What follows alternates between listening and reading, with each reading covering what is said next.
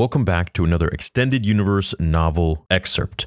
In today's video, we're going to go over why Qui-Gon Jinn actually rejected Dooku's dark view of the galaxy, and this is going to be coming from pages 64 to 66 from Legacy of the Jedi by Jude Watson. Now, in this novel, which I did a review on just a few days ago, and if you haven't seen that video, go check it out, you might like the book. So many people over the years have wondered why Qui-Gon Jinn, the direct apprentice to Count Dooku, who turned to the dark side and left the Jedi Order, hated the Jedi, and became the apprentice to Darth Sidious, never actually followed in Dooku's path.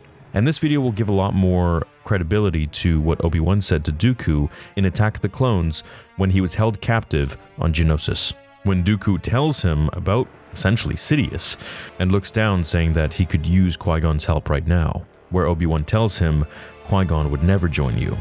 So let's go back in time and discuss something from this novel and then theorize about it.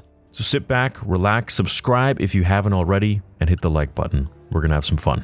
Now, it's interesting to think that both of these two, while many might think they're very different, are actually very similar.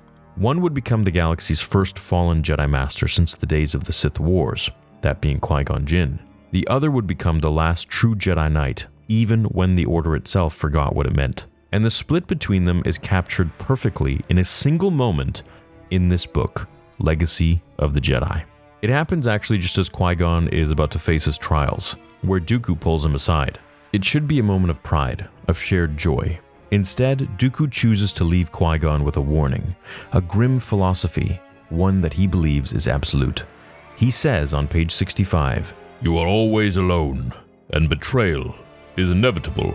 And just like that, the entire foundation of Dooku's future and the tragedy that will engulf the galaxy is set in stone. Now, we're going to go over a bunch of other things here, a lot of other quotes. However, this first one, I want to break this down and why it matters so much, why it caught my attention. Dooku doesn't tell Qui-Gon to trust in the Force. He doesn't tell him to seek peace, knowledge, serenity, harmony, the pillars of the Jedi Code. He tells him, trust no one. Because Dooku believes the galaxy is broken. He sees the Senate rot from within. He's witnessed Jedi turn a blind eye to suffering. He's watched masters he's respected choose politics over justice. And so, he came to a conclusion. Attachment is pain. Trust is a trap. Betrayal is not a risk, it's a certainty. In Dooku's mind, isolation isn't a flaw, it's survival. But Qui-Gon Jinn? Well, he listens to his master, he respects him, and he loves him in his own quiet way. And then he does something Dooku doesn't expect. He rejects that lesson. He chooses not fear, but faith. We see the seeds of that decision not just here in Legacy of the Jedi, but throughout the films.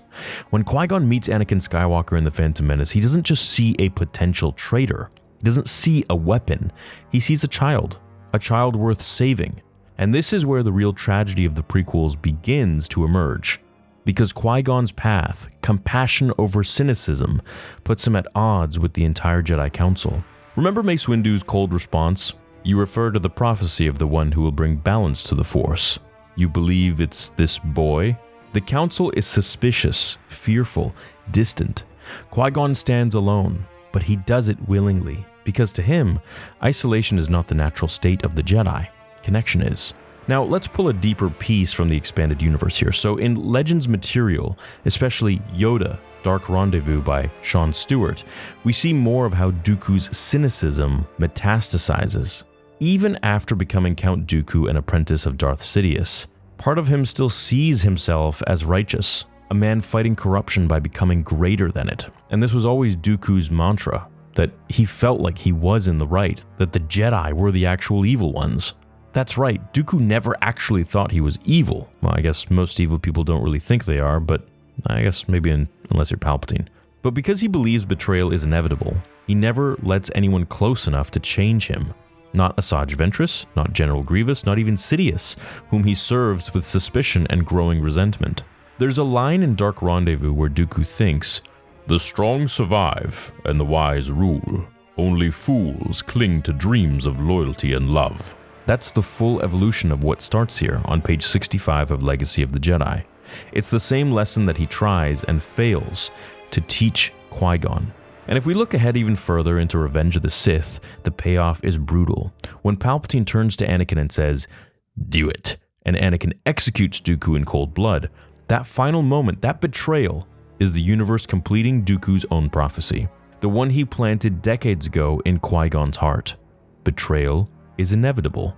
Dooku was right, but he was also wrong, because he believed betrayal was all there was. He never understood that trust, love, and loyalty, even if they hurt, even if they fail, were worth choosing anyways. That's the difference between Dooku and Qui-Gon. Dooku chose isolation to avoid pain. Qui-Gon accepted pain to protect hope. Think about what could have happened if Qui-Gon had survived the Phantom Menace.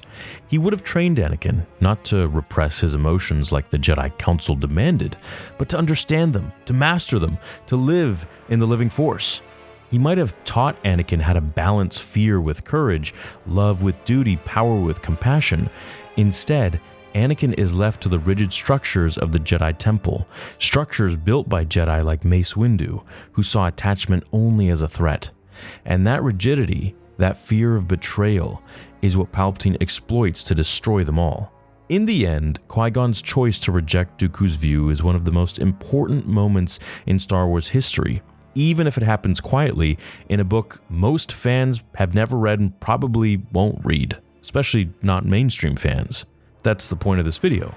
He saw through the darkness, he understood that trust is not naive, that compassion is not weakness, that love, even when it leads to loss, is the only thing that can truly save the galaxy. And he chose it, even when the entire galaxy told him not to.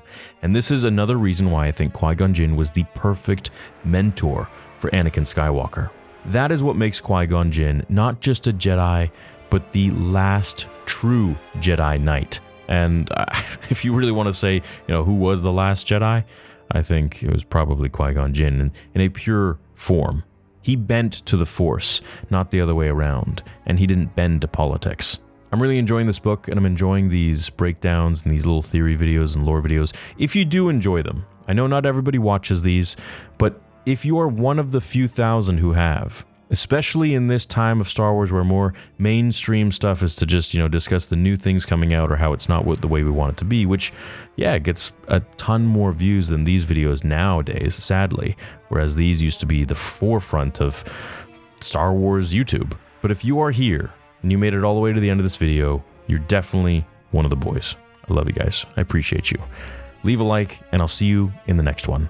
I promise it'll be fun. Until then, remember, the Force will be with you, always.